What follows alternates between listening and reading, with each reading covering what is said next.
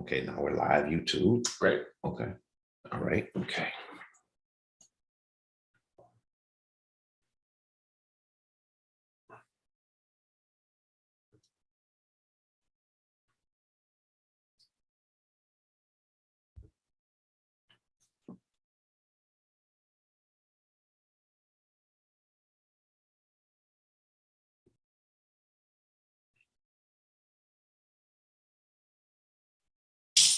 Only one sale away from the Shopify 1000 Club. Is that a thing? Wow, Mom, have a cookie. I'll take one.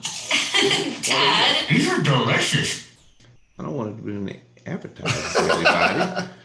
Let's see what's going on here. There we go. There we go. That's the one. That's crazy. This is a local group. This was made in the 80s. Check out the lyrics. Wow.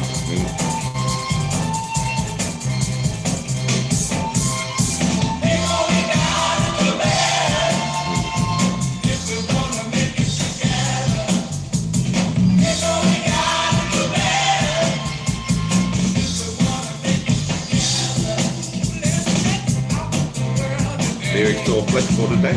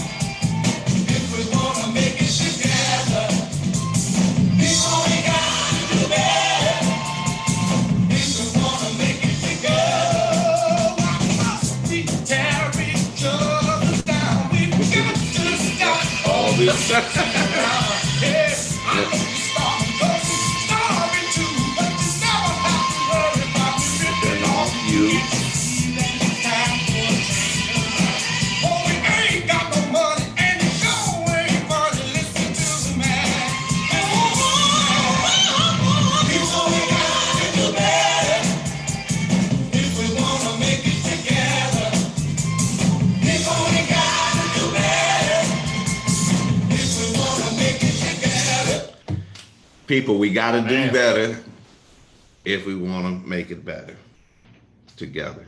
I forget exactly what was said. If we want to make it together. Yeah. People, we got to do better. Right. I was so into that. That was good. So you said that was a local group? That's a local group that came out in the 60s and 70s called the Soulful Soulmates. Wow. That was incredible, man. Yeah, I know it. Good. Yeah, that was actually song that was written by Jack Lee. We call him Tut, and Eric Addy. Mm-hmm. Yeah, and they actually wrote that. There's one of the lead singers on there, excuse me, was Mr. Robert Evans. And that song is so applicable today, you know. Ear to the Ground 197. I'm your host, Bryan Foley. And in the studio today, we have Yusuf Rabi.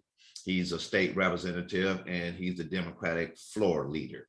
And we're here to talk about some things. We were having an off-camera conversation and just, you know, saying things. And there's just some things just resonating in my spirit. And, you know, I'm a real person right now. And that song is so applicable, you know. And if you listen to that one lyric, it said, why must we tear each other down? I mean, why we got to do that, you know? And so I just was listening to that and sharing that with Yusuf. So let me, you ever watch Pulp Fiction?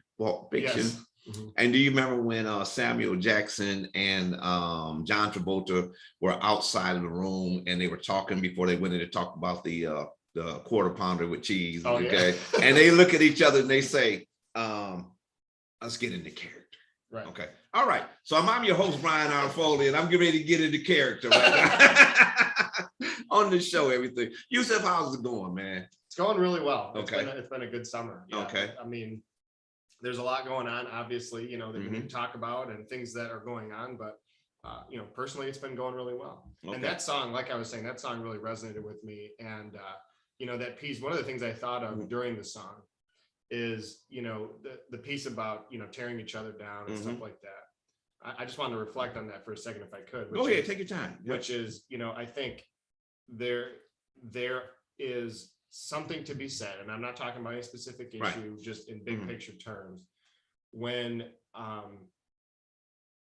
communities have been starved of resources over generations, it creates a dynamic, and then other communities have gotten resources for a long time. The minute some resources suddenly become available because of, work and perseverance, or because, people are realizing things or thinking about things in a different way, those resources become available. It becomes almost that mentality around it. I mean, we've talked about this so many times, like the colonizer mentality that occurs. And it's like the minute resources become available, it's like, instead of thinking, how do we make these resources, amplify these resources, and build on what is happening, it's the fighting that occurs. But why are we fighting amongst ourselves when we're getting scraps still? We're still getting scraps from the master table. And there's still so much out there that can be gotten if we work together to get those resources, as we work together for that. And so I just wanted to reflect on that lyric in particular, because that kind of resonated with me. When I heard it, it's just like, bing, you get what I'm saying? People, we got to do better by the Soulful Soul Face. Thank you for coming in on this sunny Saturday afternoon. There's so many other places you could be. And I'm not going to say that there's so many other places you should be, but I think you should be. This is where you should be, at the table. That's right. On a platform that is sharing information to the community. So I want to just thank you for taking time out on there. I want to talk about, you and I really had some really good conversations, you know what I'm saying? And I've learned a lot more about politics, if you will, from you than any other elected official I haven't encountered. And just in the two visits that you had to Ear to the Ground 197. And we left off, one of the things that I was talking about was money. You get what I mean? Yes. How was it? You said I can tell you how that goes too, So that's why I entitled this segment, Politics, People, Power, and People in Power of Politics. You get what I'm saying? And how does it work? Right. Money, or we can look at money in a couple ways. We can look at it as in currency. We can look at it as an actual tangible, then we can look at it as fiat money. But there's another form of currency that's utilized that a lot of people not aware of, and that's people.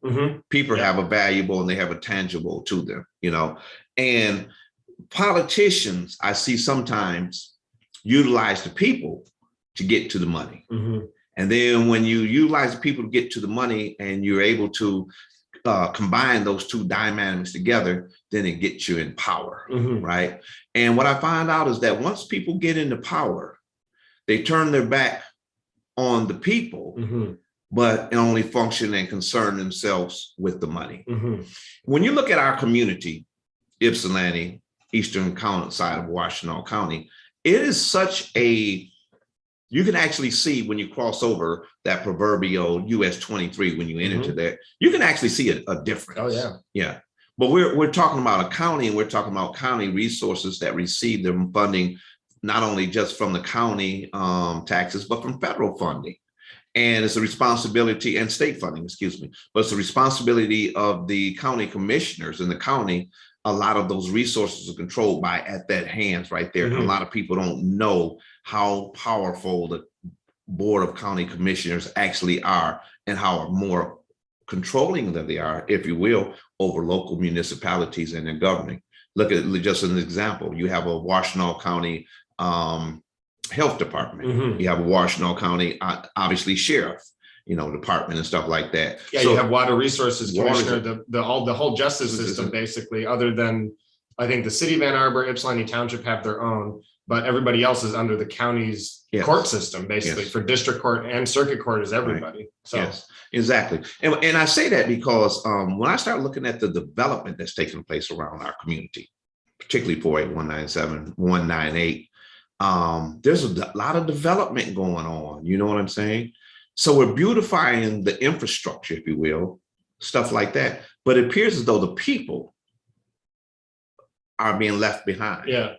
Well, I mean, this gets to something that we had talked about a while ago, whereas, investment and development can be a good thing to a point, but where I start to see that it can be a problem is when we look at the issue of gentrification. Exactly. And saying, okay, we're going to build this building, but we're going to charge, it's going to be $1 million condos or whatever. It's going to be expensive living. And the people that are living in the community can't afford to live in these places, or they're being displaced from their homes in order to build these new opportunities or develop, or even in some cases. So we just want to make sure that piece is taken into account. Because I mean, to me, gentrification is modern day colonialism. It's just as bad. And because the displacement of people from their homes is, whether they're renters or homeowners, and sometimes it happens generationally. I think I told you last time about some of those examples that I've seen around homeowners who have lost that generational wealth in their properties that they couldn't hand on to their children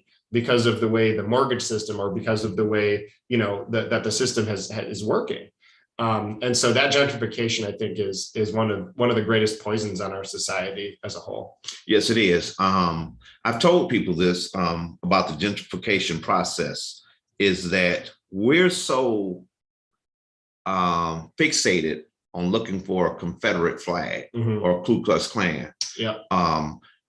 Right-wing conservatives, if you will, Republican Party. But here in the city of Ypsilanti, there isn't one Confederate flag that's flying in my community. I'm going to tell you what flag is flying. It's the Black Lives Matter flag. Every time a white person moves into our community, the first thing they do outside of their house is put a Black Lives Matter sign. You get what I'm saying? And every single person that has moved into the community that I can speak of personally are left-wing Democrats, okay? Left-wing liberal Democrats. So we're steady looking for the Trumpsters. You get what I mean? The Confederate flags, the so-called racist white people on the right wing, but we don't seem to see the white supremacists on the left, the kinder and gentler. Ryan just said liberal fox is what Malcolm X called them. You get what I'm saying? Thank you, good brother. How you doing? Good seeing you last night. You could at least invited me to come see the boat and get on the boat. You know what I mean? Anyway, now it's coming out. It's coming out. Yeah, we'll talk later on that, bro, Ryan. Okay, the liberal fox. I think that's a major thing. And one of the things that I mean, because if you look at my district in Ann Arbor, I think Ann Arbor has been gentrifying for over a generation now. And it has, in my opinion, been one of the worst things that's happened to our community. Yes. But some of that same is occurring in Ann Arbor. So one of the things that I try to encourage people to do, people who have Black Lives Matter signs or have, are signaling that, that way, I try to encourage them to understand that when you in your mind think that you are not racist or not participating in a system of racism because you have the sign or because you're awakened or enlightened, you are part of the problem. Exactly. If you are not every single day treating racism as a disease you have to fight consciously every day, then you've lost. If you think just putting a sign out is enough, you've lost. And if you're not willing to evaluate what your actions every day, even down to where you live, how is that impacting your neighbors, all of that, that is all part of how you root out systemic racism and that gentrification colonialism mindset. And if you're not doing that, you're feeding into the problem just as much. Yes, exactly. The what they call the Old West Side in Ann Arbor. It was a predominantly Black community for decades, for ages, and even Carytown. The what's called the Water Hill neighborhood. That's what I was getting ready to say. Now they even came in and changed the name of the neighborhood to Water Hill. And the majority of the people who live there could no longer afford to live there, obviously, because the gentrification process and because we had a downturn in the economy. Also, those that were renting, and we had our population rents a lot. Everybody doesn't want to be a homeowner. You get what I mean? And just put it on there. It's your choice to rent. You get what I'm saying? But that whole west side of Ann Arbor, Carytown, right, has been gentrified so much that they actually came in and rechanged the name of the neighborhood to, like you say, the water here. We experienced the same thing right here in Ypsilanti. It began with, and I've tried to explain to people, is that we have some historical markers that they want to put around. And we had some people unwittingly, unconscious of what they were doing. They played the historical markers are still here, right? But they wanted to call the South Side Ypsilanti Black Ipsy. And we had to ask these people, where did you get the term Black Ipsy from? Well, that's what we call it. Okay. See, I'm not joking with you. Wow, that is so bad. No, seriously, Black Ipsy. Bad. So they wanted to compromise and call it Black Ypsilanti. So hold on a minute, man. Yeah. Who are you compromising with? Yeah, well, you compromise. You don't get to compromise here. This is a discussion. This is no discussion. Right. So myself and a couple people, one in particular, I'll throw the name out to Sharice Allen, who live in here. I said, no, we've always called this the South Side. Right. South Side. You get what I mean? Right. And we compromised so much, and I can't remember what the sign that said, but I think it says the store. I forget because I threw that into the back of my mind. You get what I'm saying? Because it was promised by one of our county commissioners that they were going to rechange the signs, and I forgot about that meeting that we had. It's almost been about 4 or 5 years now, but they haven't changed the sign. But a promise was made that they were going to correct the signs. You get what I'm saying? But they're not. So what I'm saying is that just like you said, gentrification is colonialism, is imperialism in a softer form. Yes. And I don't even know if it's a soft, it's just a modern form. Modern form. This is what's happening now. I don't know that it's any softer necessarily, because it hurts people in many of the same ways. Yeah. Firstly, when the first colonial colonists come into Africa, they were spearheaded by missionaries. Right. You get what I mean? Right. That was the first thing, Yes. And coming with good deeds, and then everything come along, right? You got that right. It's the same thing. You get what I'm saying? You get they were just feeling the tracks so that the soldiers could come and take everything home. Yeah, and that's the same thing that's going on right now. You get what I'm saying? And people don't recognize it. You get what I'm saying? Because what is that old proverb that said, beware of strangers bearing gifts? It seems as though we're not aware of that, because all of these people seem so nice. Oh, they're just nice and friendly. I tell everybody it's so nice and friendly. They're dangling resources. They're saying like, well, we're gonna spend $1.5 billion developing whatever. And it's like, oh wow, yeah, you're gonna actually start. But then what does that mean? What does that end up resulting in? And what is so my thing, the way that I try, because I like this, okay, so that's kind of the negative side of it. What's the positive side of it? So I try to think, okay,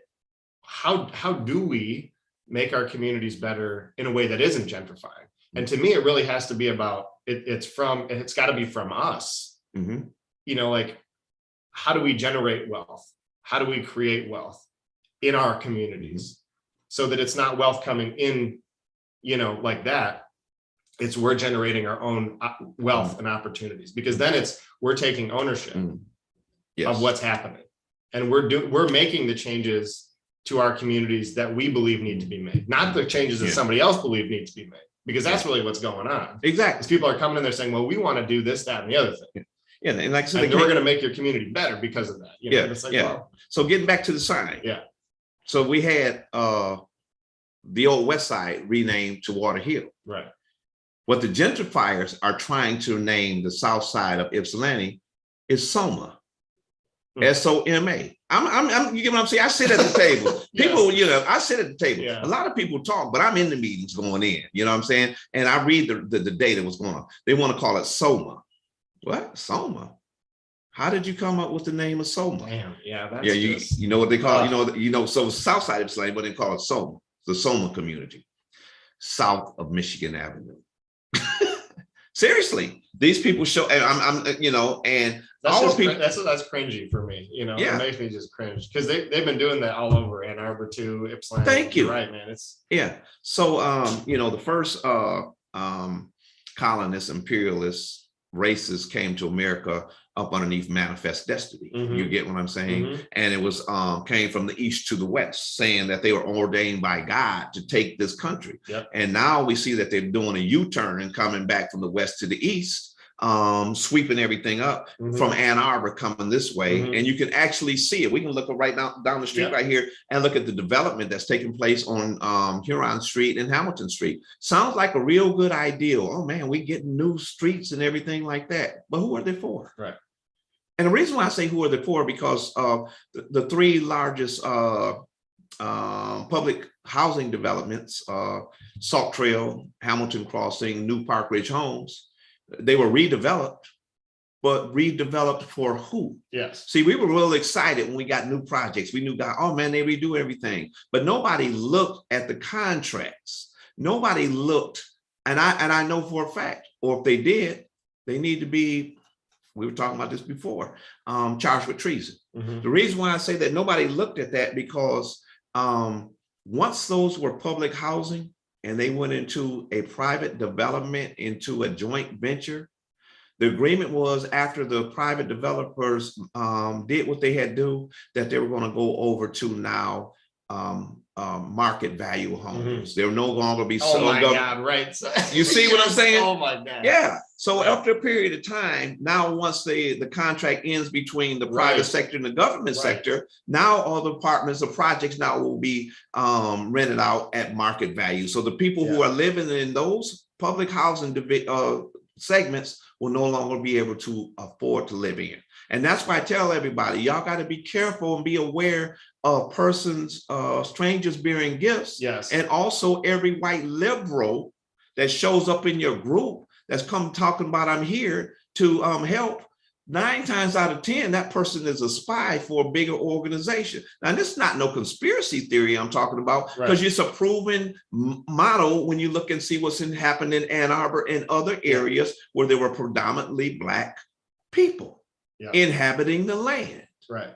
It's a proven tactic. That's what's been used. All you have to do is come in and be real nice to these Black people, play with their kids, tell them I'm here to help, help them join in some frivolous sometime activities. Right. And that's he's cool. He's cool. And then you got a whole bunch of people show up to the table voting you from out of your. I'm seriously. It's true. It's true. And you know I'm telling the truth. Before you know it, it's all gone. It's all gone. And I'm looking at my community right now. You know what I'm saying? And well, I think that question that you asked earlier is a really important one, which is when those resources are put on the table, asking the questions, who's benefiting? Right. You know, because if you're making that, you're building that building for who, like you said, for who? Who's benefiting from the street improvements? Who's benefiting from all that stuff? Right. And who's planning it? Who's saying that this is what we need? I want you to put a pin in that. Who's planning? Okay, and continue on. I had to stop you right there. Put a pin right there. That's why I called you on there, right? But that's part of why, because 9 times out of 10, like you said, when we're talking about these, because if it's private sector dollars that are coming in, they're going to want something. They're not just donating money. They want something in return. They're going to be profiting. They're going to be benefiting. And 9 times out of 10, what that is an extraction from the community, whether it's an extraction of land, whether it's an extraction of rent, whether it's an extraction of whatever it is, it's an extraction from the community. Unless it's somebody from the community investing in the community and building that wealth in the community, it's leaving the community. Yes, it is. And that is definition colonialism. That's what they did in Africa, in my dad's home country in Algeria. They came for the oil, the natural gas. They took it back to their country. They didn't pay us. They used us. That's what they did in the rest of Africa, in Asia, in South America. They did it all over the world. All over the world. It's taking money from your community, from your, or from your country, or from your continent, and it's taking it back to wherever they are. And you see, I mean, you go to Europe. It's a beautiful place. It is. Europe is a beautiful place. They had money to invest in making it a beautiful place because they stole resources from everybody else. Yeah. So all that, you go to these beautiful churches and, nice roads, and it's a developed nation, right? They're developed nations, but they're developed because they took everything from us. Exactly. To develop their nation. Yeah. One of the tools that they use, because I started out talking about different types of currency, be it fiat currency, gold, silver, whatever else. And I talked about people. And what you said is that those colonizers, came in and stole the resources. Our biggest resources here in an impoverished area are the people. The people. So what you do is you come in with a plan and a program that you got, that I'm here to help people. And then you can get 50 people. You get 50 names on a list. You get 50 people that you say you're helping. And then you automatically qualify for a $50,000, $100,000 grant. Right. So you use that money that you're saying. Either a grant, or you can use them to get access to federal money, or Yeah. you can get that housing loan, or you can get the and you're then now triangulating your resources. You're taking your private dollars and you're leveraging with all those federal or state dollars. But who's benefit? That's what point I'm getting at. So that's exactly what I'm saying. So the resources here, right, in the city of Ypsilanti, but they couldn't get those things without those people. Without the people, because they're saying these people are help us qualify for the resources that we're trying to extract. Exactly. And like you say, so who are you actually here to help? No, the people are just a form of currency. And it's pimping on a higher level. You get what I mean? It's straight up and down macking. You get what I mean? And I look at around here, but every time I try to bring people's awareness to this, because I call a spade, I call a racist, whether it be wearing a Republican hat or a liberal Democrat waving the Black Lives Matter face. You haven't learned to understand. You see it in their actions, man. You see it in actions. Look, I don't want to go too deep on this for like what's happened in Lansing, but I have to say that you're absolutely right. It's not just Republicans. If Democrats and people who are liberals or progressives or whatever aren't looking at themselves every day and asking themselves those questions, they are part of the problem. And I see it. I have some colleagues who are definitely part of the problem. And you see it in their actions at the end of the day. They can say whatever they want to the media, to you, to your face. Right. How are they acting? What are they doing? Where are the resources going? Exactly. Who are they hiring? Those are the questions you have to ask yourself. And what we see, the reality is that I think it's more dangerous actually to have a liberal or a progressive think or have this bubble in their mind that they're not like that. Oh, I'm not racist. Right. I'm not racist. Yeah. And then they create this false sense of almost like tone deafness. And so when you say to them, what you're doing is racist, or you are racist because X, Y, and Z, it melts their brain because they cannot comprehend that they could possibly be, well, I'm a Democrat. How can I be racist? I'm a liberal. How can I be racist? I'm a progressive. How can I be racist? And so in some ways it's more dangerous. Yes. And that's why Malcolm X called him the liberal fox, as opposed to the conservative wolf. Right. He said they're both canines and they both have teeth and they will bite you. The liberal white Democrat is just a little bit more foxy in what they're doing. Not as in your face about it, right? Not like as an example.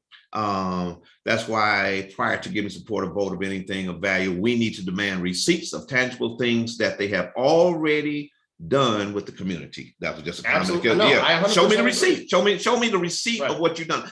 Talk. All I hear is talk. I follow the money and look at what's going on in the community. I'm not listening to what you said. I want to see what you've done. And that was Ryan Griffin who said that. You know what I mean? We need to see the receipts, because all we've been getting around here is talk. You know. So one of the things I said that you said this. You said who's doing the planning? Who's doing the planning? What I've come to know, Yusef, is that, and I found this out about 30 years ago, was called the master plan. The master plan, right? They put this information out. So everything that's occurring, the road construction that's going on out there, the change from the public sector to the private sector.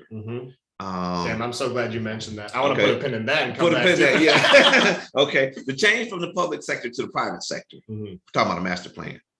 Nobody just got up last week and say, I'll make introduce and say, hey, let's rebuild the projects.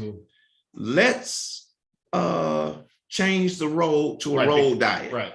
Because the heart just got so big. It's so big. And let's just do that last week. A classic example right over here. I can actually see the building right here, which is the former School of Business, right? Which is going to be STEM. It's a real good. I like it. I love the idea that was coming on, the former School of Business. But that person didn't just wake up last week and say, and I don't know the amount of money was, I'm going to buy this building for $2 million and this is what I'm going to do. The point I'm getting at, the master plan, people don't understand is that when this planning starts in 30, 20, 10, and 5-year increments of planning.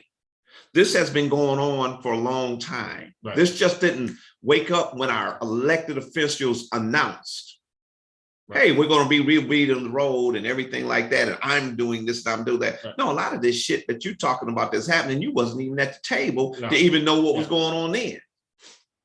Who's doing the planning contacted you and say, hey, I need you to get to your people and push this through and let them know that this is a good thing for your community. Right. The same thing that happened back in the day when we had urban renewal come through the city of Ypsilanti. And, oh, this is a good thing for you. We're going to tear down your houses that you people have lived in for generations. And we're going to tear this down. And then we're going to upgrade your schools. We're going to invest money in your schools and everything like that. And we're going to make it easier access for you to get off of Interstate 94. We're here to help you. And our elected officials, this is good for you. Trust me, this is a good thing. Yeah. Well, we once had a striving Black community. You know, so what happened with the south side of Ypsilanti Street with the Heritage Street corridor? Detroit with the highways. They did it with the highways. Instead of, they realized that what happened in Tulsa, Oklahoma, in the Greenwood, Archer, and Pine area, where was a vibrant Black community, that they realized they couldn't bomb from the air again, because that's kind of, quote unquote, inhumane. Right. So they went back to the drawing board to find another way to do it. Let's tell them we're here from the government and we're here to help. And we're going to tear down your neighborhood. We're going to bring these streets through here. That was part of that's bombing a neighborhood with something different. Bombing something different. You get what I'm saying? It's a smart bomb. Yeah. It kills all the people, but the buildings stay intact. You know what I'm saying? And that's what it's about. So these 30-year, 20-year, 10-year plans, right? What's going on? Who did the planning? It certainly wasn't the city council person who just got elected on board this year and signed the bill, signed the ordinance, or signed the resolution that this was going to do. You don't even have a clue what was going on, because you didn't even know what was going on 5 years ago. Matter of fact, you wasn't even interested in politics. You didn't have a know. What found out is that you're a very good puppet. You're very good with words, and you know how to speak, and we'll fluff you up and we'll give you some money. We'll take you to I say use this euphemism all the time. We'll take you to the all-you-can-eat buffet, and you can eat all the shrimp and the lobster tails and the steak you want, and we'll give you some money. Matter of fact, we'll even we'll help you finance your home, and it'll be off the books so that you can live a little bit better than what you do. Okay. So you just opened up like right. Okay. So I want to talk. I want to talk about because what you're describing is essentially what happens in Lansing. Exactly. Like that is when lobbyists meet with legislators. That is exactly what they're doing, right? And because we have a 6-year term, you can only serve for 6 years in the House. These are people that are coming in fresh that maybe never served in government before, right? And suddenly they're getting pampered. And they're getting, I mean, you're the lobster tail, the steak. You're not exaggerating. It is exactly what's happening. But it gets worse than that because, and I think we did talk about this. Maybe it was off cam, maybe it was on. I can't remember. Several weeks ago.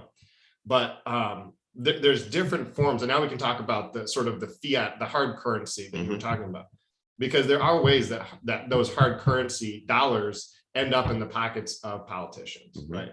And there's several ways that can happen. And whether it is the whining and dining, that's one way. The other way is, political donations. Now, I will say probably so there's different types of committees. There's a candidate committee where you can, contribute to a candidate, Yusuf Rafi for, whatever. That's my candidate committee. I have to report all those contributions. Right. So every contribution I get, I have to report. There's limits on how much I can take. And so on. And then there's a political action committee.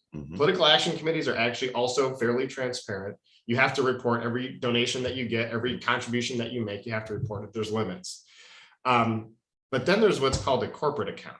And this is where it gets funky. Okay. I'm not hip to the corporate account. That's why I asked you to come on. That's right. Okay, right. So there's terms for these. So the candidate committee and the PAC are called hard money. That's the term of art for it is called hard money. And then there's on the other side called soft money, right? This is the corporate account. So these are basically nonprofit organizations that reps and senators, well, actually, frankly, that anybody can start a nonprofit, right? But reps and senators in particular start nonprofits, 501c3s, 501c4s, 527s, these accounts. And because they're nonprofits, there are no limits of the amount or the type of money that can come into those accounts. So if you are DTE Corporation, for example, if you would like to donate to a candidate committee, a hard money account, a candidate committee or a PAC, you can't use corporate money. Like you can't take a corporate check and write a check to one of those two entities. You have to tell basically all your executives and staff, hey, we want you to come to a fundraiser that we're having for the DTE PAC, and we want you to donate your personal money to the DTE PAC so that we can put all our money together and then donate it to candidates. So that it's like extra hoops to jump through, right? So that's hard money. The soft money side, these nonprofit accounts, they don't have to do all that. They can just write the check straight from their corporate coffers, and they give big checks. I've seen how you did your head. Yeah, big checks. Right. Okay. Right. And what can you do with this money? So you can use this money for a lot of different things. Candidates can use it to, you could start a scholarship fund with it. And I could call it the Yusuf Rabi Scholarship, and I could give out scholarships. I could donate it to nonprofits in the community in my name. Or I could run billboards with my face on it that says, Yusuf Rabi voted to lower, your taxes. Isn't he great? Right. The only thing you can't do with that money, the only limitation is I can't say vote for me.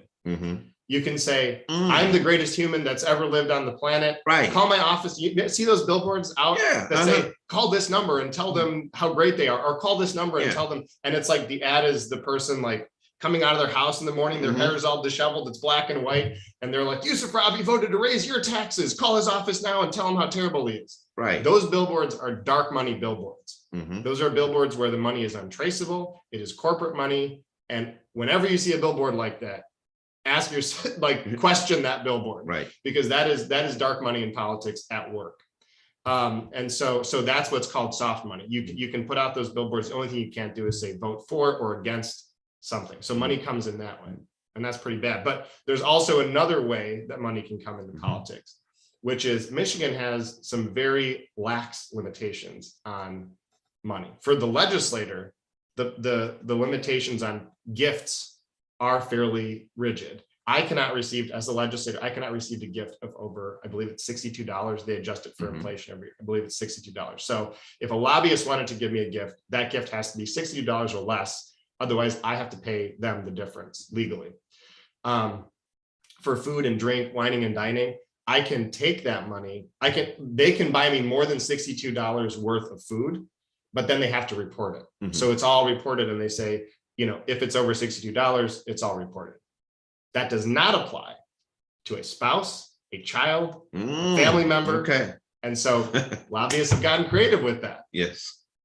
There was report of in 2018, there's in the House, the chair of the insurance committee was sponsoring a bill to completely gut our auto no fault law, something that the insurance industry really wanted.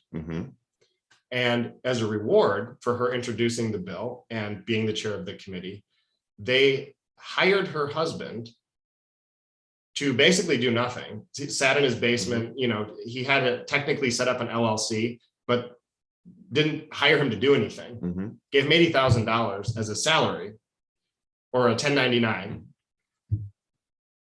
And there's nothing illegal about it. Nothing legal, yeah.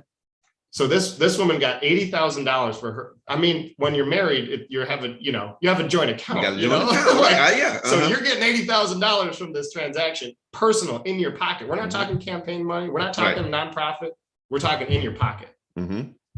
So it is bad. I can tell you that much. It is bad. And then you watch. You watch how the votes go down in the legislature, and I look at some of these votes and I'm like, how could you vote this way? There is a clear and distinct right side and wrong side.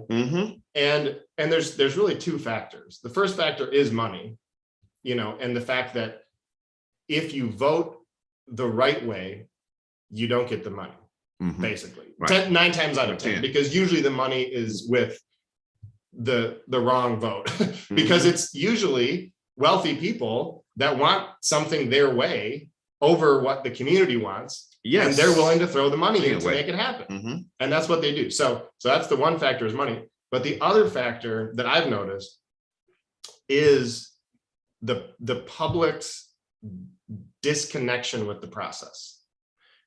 And what I mean by that is, I believe that if there was an issue where the public was paying attention and outcried about that issue, the votes would change. Maybe not enough to defeat the bill, but the votes you would see more people questioning it.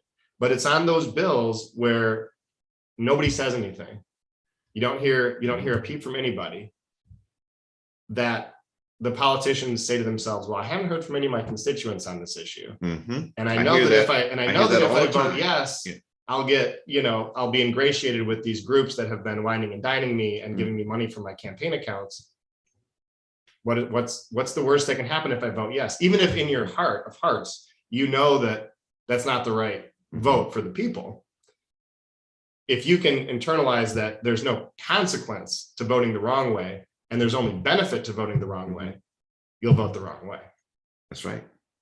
And I see that all the time from local candidates on the council level, on the board of commissioner level, on the state house and everything. But how could you vote that way? Yeah. And a lot of times, like you said, the public is disengaged, right? So they don't know what's going on.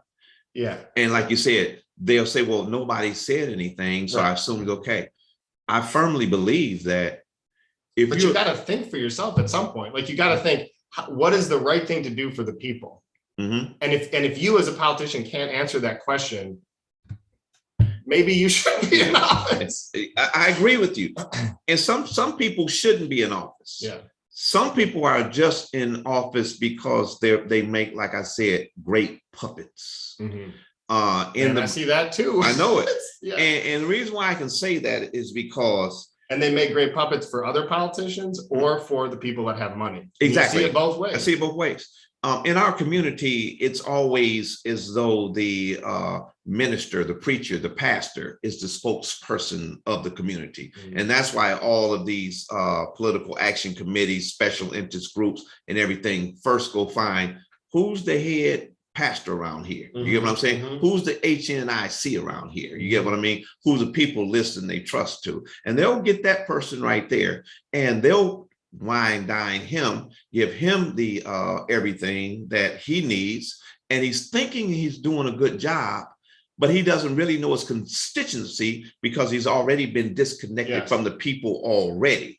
You don't even know what the people want and what they're doing because you're already disconnected. And the reason why I say they make good puppets, because they make good preachers, they make good pastors. So because we're very rhythmic people, we love a good show as a people. We love good entertainment. And that's what happens at our churches and everything. The pastor, the preacher, what's called the pulpit is actually a synonym from the stage is a pulpit. And so you actually have as a great actor on there, you know what I mean? Whoever can take whatever your religious denomination or belief is to take those scriptures and then present them in such an entertaining way. Right. You get what I mean? That you don't even know what you're listening to. All you know is that it sounds, it's moving you and it sounds good. And that's why preachers make the best politicians, because they're unconscious of and disconnected already from the community.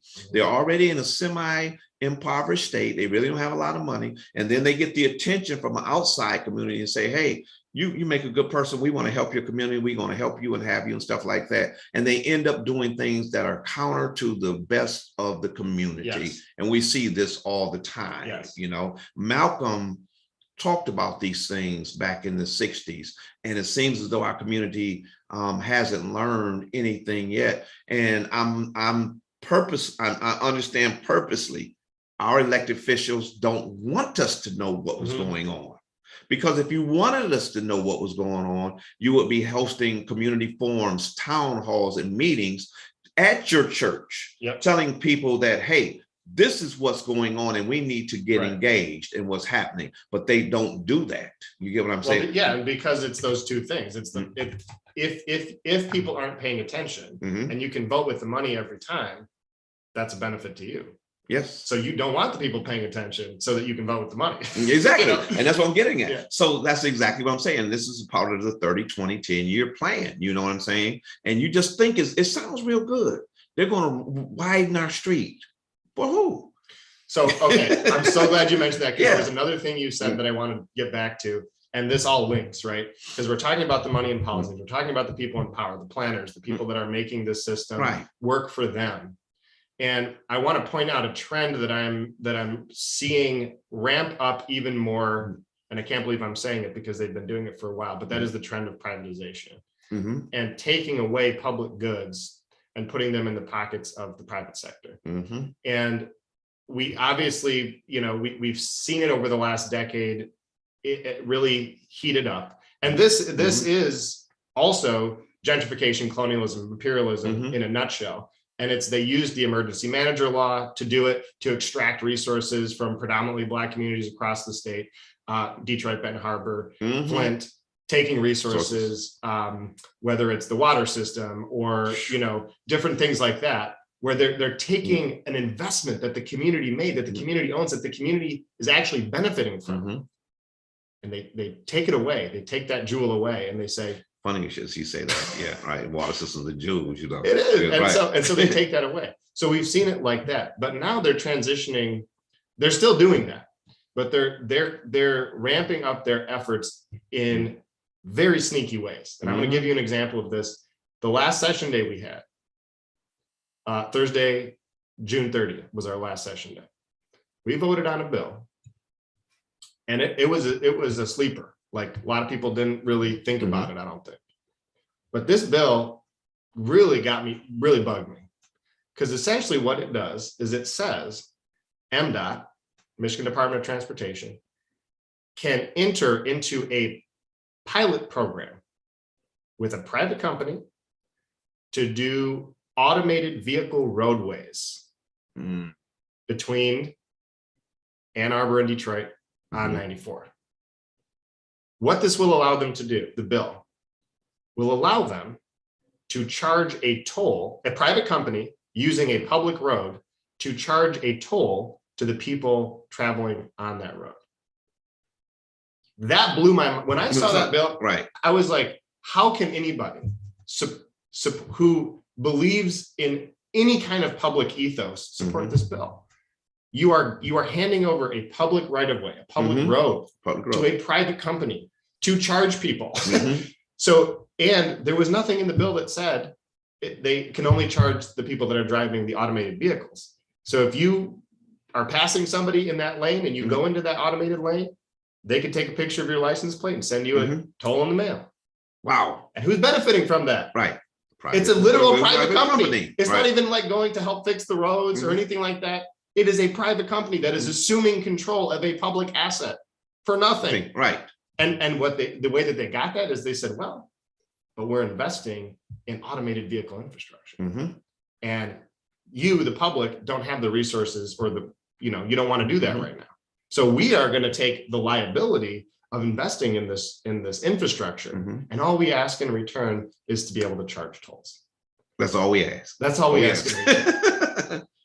But that is the trend that I'm starting to see of this. And it's starting to take one lane at a time away from us and put it in the pockets of somebody else. That is colonialism. Exactly. That is an extraction of a wealth that we, the people, have created. It's all of our tax dollars that went into that roadway. Right. And they are taking it away from us to extract personal profits for some company. Which explains the Center for Mobility right out here. I hope I'm not using the full words, but the Center of Mobility out where the old hydromatic plant is at, where they have the driverless cars and they're right around that track or whatever's going on. Right. And everybody thought that, man, And I'm gonna just tell you what the narrative that was pushed. The narrative which was pushed is that the reason why that US 12 corridor, the US 12, I'm trying to say, they call it something else on the terms, that goes out by Willow Run. Sort of that interchange. That interchange right there, where you come off there, was based upon, there was a couple people got hit by cars, right? And there's a ghost bike that still sits right there, right? And this is nothing against the family that was there.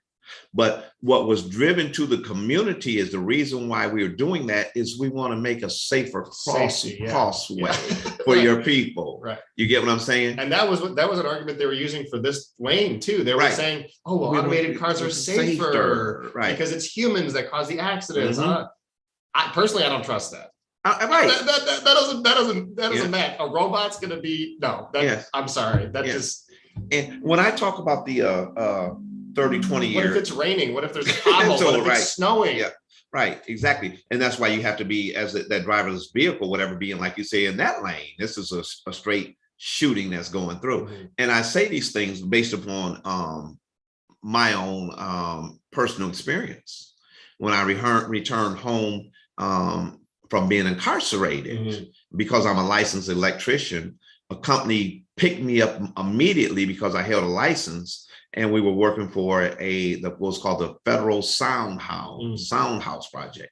Now, what the Sound House Project was doing was all houses that were in the direct line of the airplanes, jets coming in to Willow Run Airport, and this particular place, Oakland Airport, right?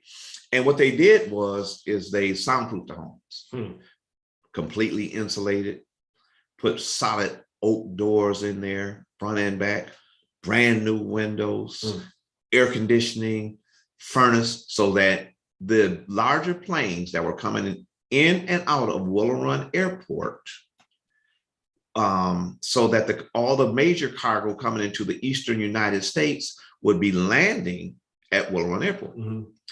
What they were actually doing was, I'm talking about this was 20 years ago, I worked there. More cargo coming into Willow Run Airport. Cargo for who? Cargo for where? Nobody's picked it up what's going on. And I didn't even catch it at the time, but it always intrigued me. And what they were doing for a private company. The Amazon. Oh, God. You see what I'm saying? Yes. Amazon was coming in here, right? A private organization, right? Those the warehouses that are out there on Ecorse Road, Ecorse Road, right? So that the cargo coming in to the Amazon plant, leaving and going, was coming there. They even widened Ecorse Road. They moved Ecorse Road a little bit more to the north because they widened the runway because more planes were coming in and out. But nobody questioned what was going on.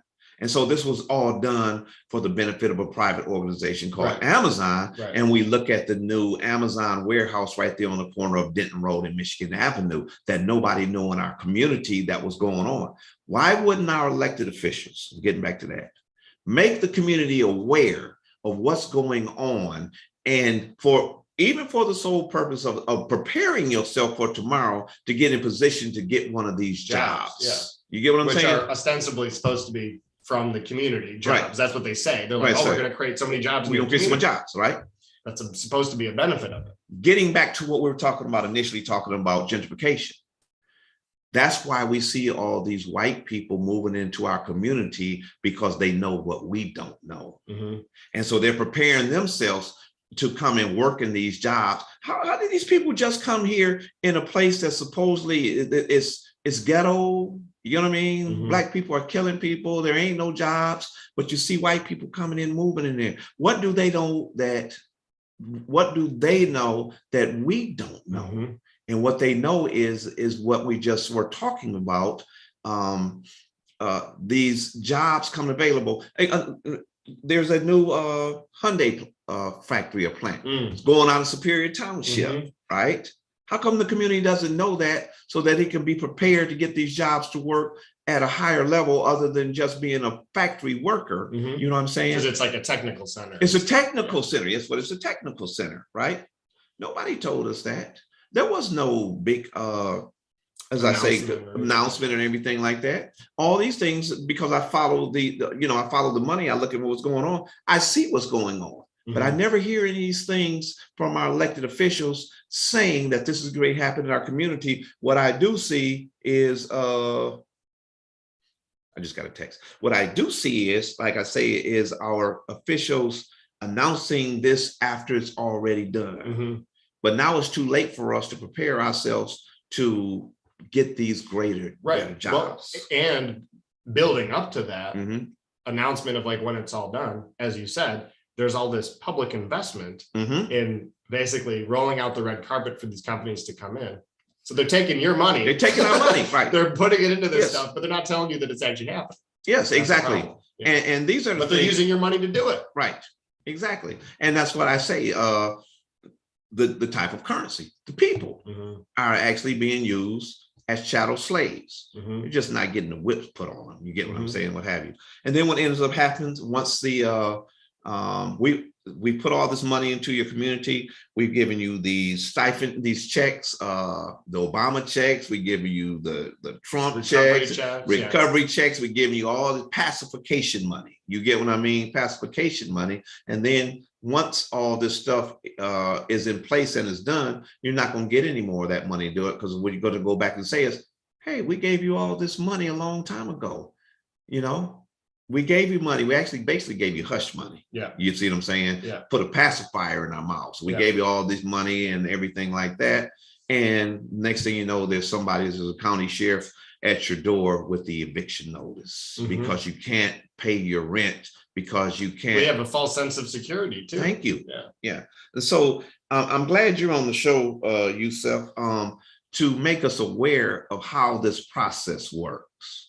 I love this community of Ypsilanti. I'm born here, I was raised here, and this is where my heart is at, and there's people who have just as much love for their hometown, and now they're being pushed out their own community the same way that people of the old West Side was. There's so many people from Ann Arbor that are living here, and who were pushed from out of the old West Side.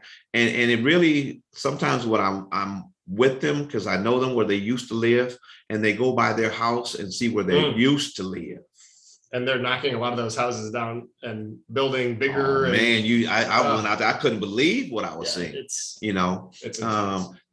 I'm gonna try to wrap this up and say this. The OJs, because I know you know music, the OJs had a song out, and it was called She Used to Be My Girl. You know what I mean?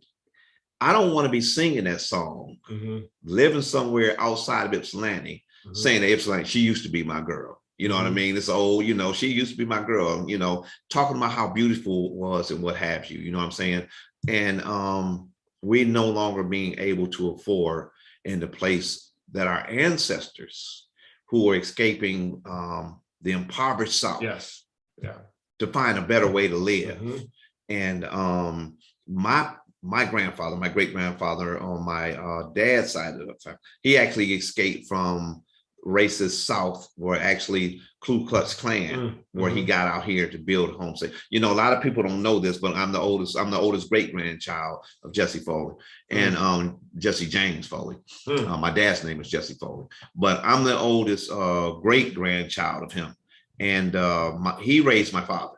And I can remember my grandfather, he had a chair and it sat next to the door.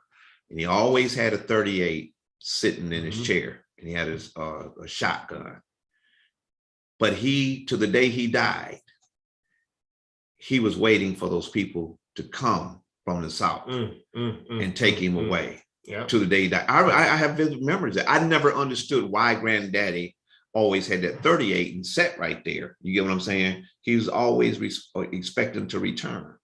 He actually told my dad when my dad remodeled his house, and my dad didn't put a window in a particular room. And he said, boy, how come you didn't put no window in this room? He said, because I don't need one in here. He said, how you going to shoot at the people when they come to attack? Wow. This is how serious Yeah. this is. You know what Yeah. I'm saying? So a lot of people found refuge here who were from the first generation of migration, if you will, escaping from the racist South. And then there were Black people, and this is a lot of people don't know about Ipsy. There were Black people already here. Mhm. But if you listen to the white narrators who tell our story, they tell the story that we all came from the South to work for Ford Motor Company, Mhm. General Motors. No, many of us have been here long before Yeah. that, and we're being pushed off our land, almost like the Trail of Tears that the Native Americans would. I mean, that was America's original gentrification, Right. You know, the genocide. Yeah. That's what it was. Yeah. You know, and so there's a few. I want to build off that in a few different ways. I know you're trying to wrap it up, but I got a few. I know. I I don't want to take up too much of your time. You know what I'm saying? I'm into this because you're right. I'm saying, you know what I mean, and you give me game. You know what I'm saying? Yeah, right. right. Okay. So what I was going to say though is, and I might get myself in a little bit of trouble for how I end. I think you're already in trouble. That's okay. It's good trouble. So, but if you look at the history of you know that, like you were saying at the very beginning, that first colonists, that first, you know, the missionaries came in, then they sent their soldiers, and they took over entire continents and countries, and they changed the names. Yes. Just like you were saying, Yeah. changed the names. Changed the names. Right. They made them their names.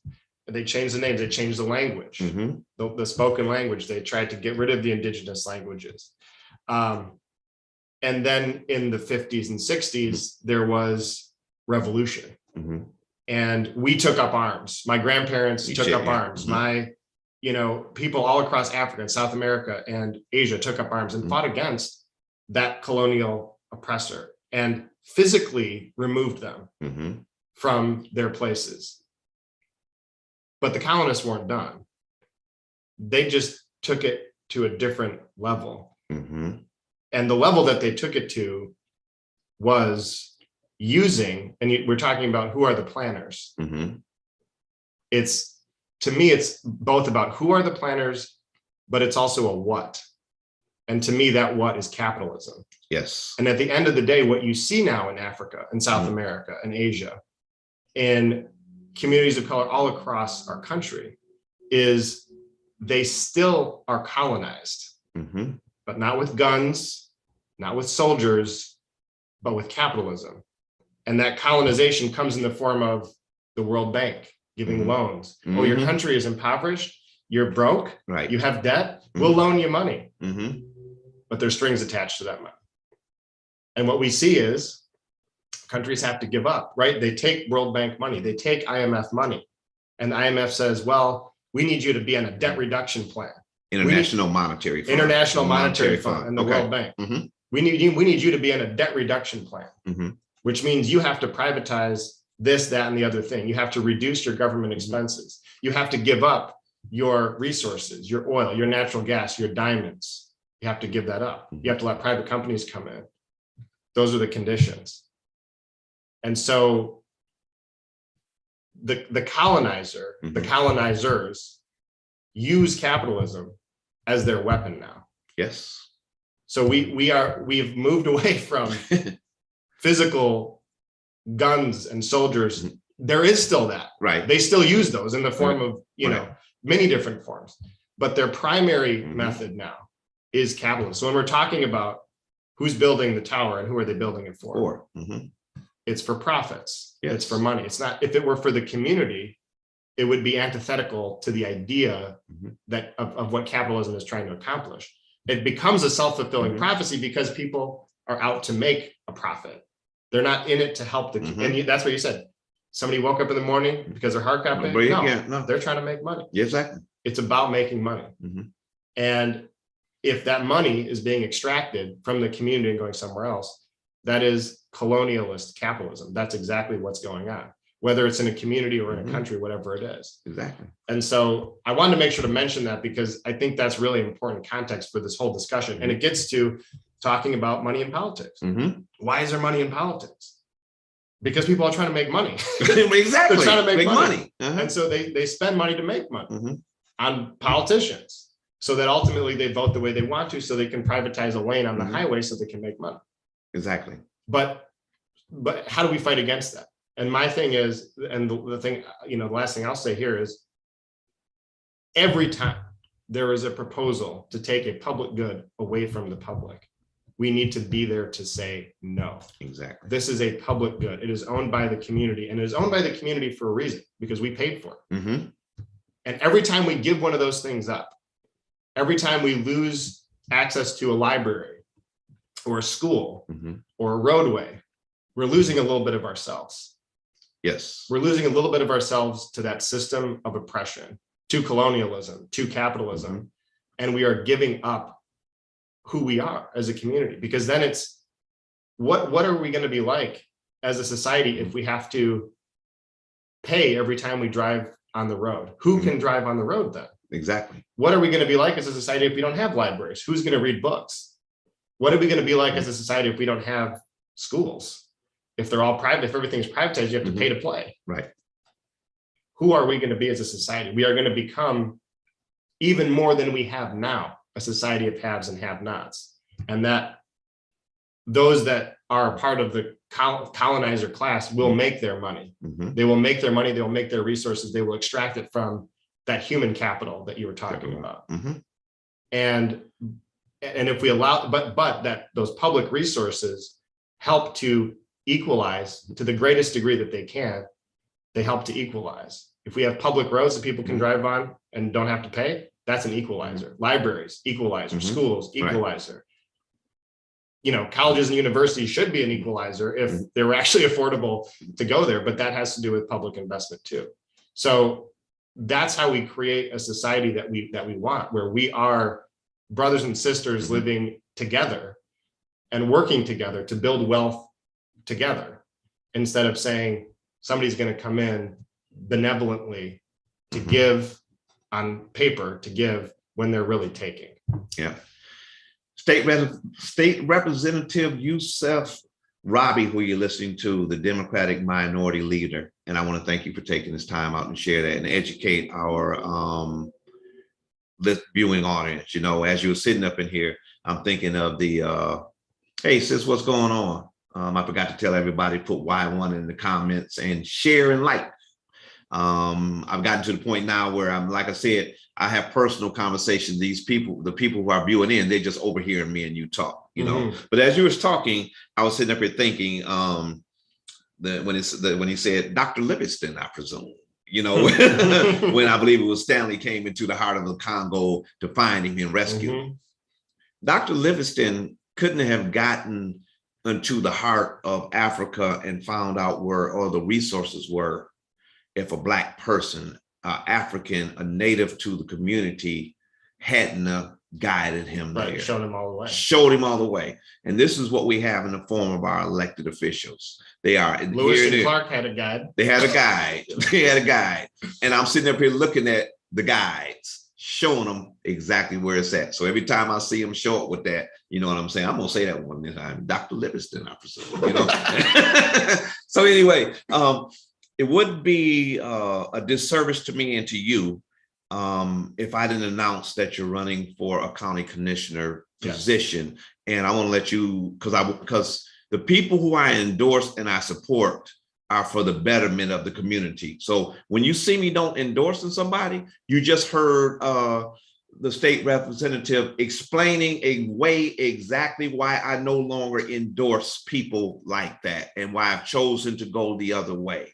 I have a choice to change my mind based upon information I receive. And so when you become enlightened and know the truth and you continue to stay in darkness, you're just a fool. I'm not, and when you become and you know better, you got to do better, and you got to let the community know what's going on.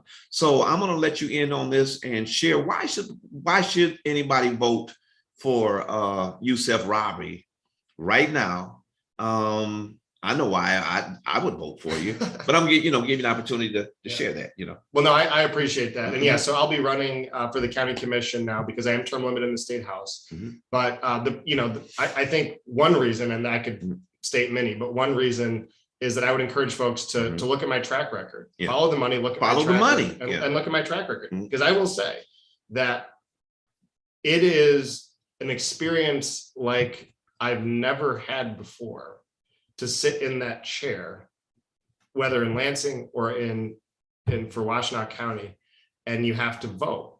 you have that button to press, or you have to say yay or Your nay. name. You have that button to press. And especially when I was in Lansing, the pressure that was in the room to not be the one person to say, this ain't right, I'm going to vote no. Right. Man. And what you lose, the money, the relationships, all that stuff, because you're standing on the right side of an issue. I think what I bring to the table is, and again, I would encourage anybody that's interested to look at the voting record. You will see that more times than not, I was one of maybe just me, maybe just a small handful of dissenting voices that said, no, I don't think we should give $1 billion of taxpayer money to developer Dan Gilbert in Detroit, a billionaire who already has $60 billion. I was one of 3 Democrats that voted no on that. 3 in the entire House, 3 Democrats. Look at my voting record. There is no money in the world that can change the way that I feel, because at the end of the day, for me, my job as an elected official, I have been entrusted with the public's trust. That's what's most important to me. It's not about the money. It's not about fame. It's not about glory. It's not about any of that stuff. It is about doing what is right for the people. Right. And that is what has guided me. And that is what will guide me. And I don't want you to take my word for it. I want you to look at my record and see what I've done as state representative and as a county commissioner before that. Because that is what guides me. And in those times of trial where there's a lot of money on the table to vote one way, and I have taken the other route, I've gotten a lot of bad stuff for it. I've lost opportunities for it, but that's okay, because it was what was right.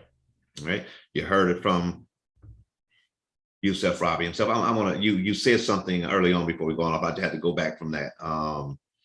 You used 2 words. You said the jewels, and there was another word you used, and I can't recall, but you said use the jewels. On his deathbed, former Mayor Coleman Young said, don't give up the jewels. He said, don't give up the water plant. Exactly. Oh my God, exactly. You can Google it. And he said, don't give up the jewels. Yeah. Don't give up the water plant, the water resources plant, and don't give up Belle Isle. Now he told him, don't, and that's what he said, DIA too. He said, those are the jewels. As soon as you got Dennis Archer in the office, what did he do? He gave up all the jewels. And now look at Detroit right now. It looks good, but who is it for? And you have Mike Duggan of Livonia running a city that is 85% Black from a white man who lived in Livonia. Right. If that isn't colonialism at its highest form right in your face, I don't know what is. Right. Because it looks good, but like you said, it looks good for who? Who can walk into those buildings that look good? Right. To those restaurants where it's, $25 a plate. Who can walk into those restaurants? Yeah. Who can afford the rent in those buildings? And we to get that, to accomplish that, they had to take away water. They had to take away parks. They had to take away parks. They had to take away in order. And there used to be a time where we believed in something greater than our individual selves, in a public good. And we invested in our roads, and we invested in our public buildings, and we invested in our water infrastructure because it was what was right for all of us. Yes. And we've somehow changed this mindset to say, well, as long as everything looks shiny and clean, looks right, we're good. Yep. But we're not good. Who can use those places if it's not open to the public, if it's not a public good that we're creating? Yeah. They put a toll booth on Belle Isle. I thought about that when you start talking about a poll. Yes. Yeah. Yes. All right. State Representative Youssef Robbie. I'm having trouble stumbling on my words and stuff like that for y'all. I'm not as fluent. You know why? We had the Rick Starr presents the Johnny Lawrence Jazz Concert Series yesterday, and I had been working since 9 o'clock in the morning, and John and I didn't leave until he and I didn't leave till 1 o'clock this morning. Wow. Yeah, and we're out there, and then we So did the rain. It was a late night, so I'm feeling the effects from that and everything. That's so all good. yeah, I'm just saying, man, what's going on? Oh, that's right, I've been up all night. You know what I mean? Then I had to get up early this morning and go to another meeting. You get what I'm saying? So I'm saying, man, I'm kind of got bumbling on my words more than usual today. So y'all excuse me, because we was at the Johnny Lawrence Jazz Concert Series last night. Had a hell of a show. Brother Yusef, and I say that, Brother Yusef, you know what I mean, in the most sincere terms of endearment, because that's what I mean.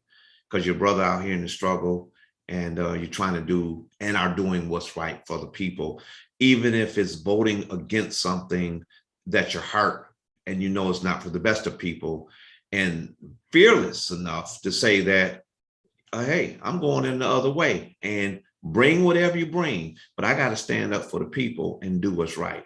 So you have to answer. You share that story about your grandfather. You have to answer to the ancestors. Yeah. And the Every same time, way. that's what I have to ask and myself. I have to, yeah. My grandfather, I was telling you about, Jesse James Foley, right? I have to answer to him because he sat me down and he told me so much stuff. I have to respond to him. So I just want to say thank you, and thank you for your courage and coming on the show. And we'll set up again for you to come on again, okay? So always happy to do it. Thank you for having me. Yeah. So Ear to the Brown 197 is always power to the people. Excellent, man. That was awesome. Thank you. So let's see. I'm going to end the Zoom meeting. All right. Yeah.